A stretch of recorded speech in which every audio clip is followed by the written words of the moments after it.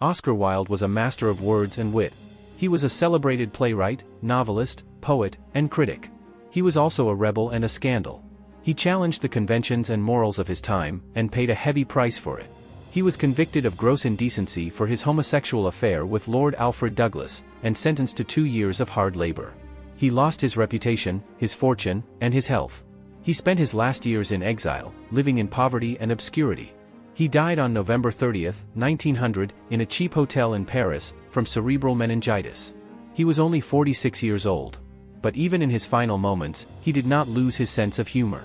He looked at the ugly wallpaper of his room and said, "This wallpaper and I are fighting a duel to the death. Either it goes or I do."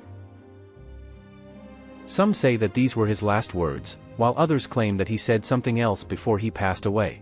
But regardless of the exact sequence, his remark about the wallpaper was typical of his style and spirit.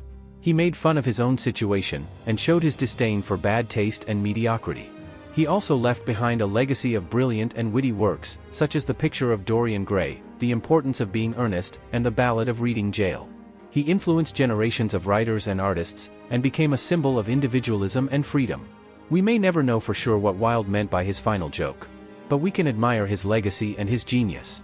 And we can learn from his example and his message. We can strive to be creative, courageous, and humorous. We can also be defiant, honest, and proud.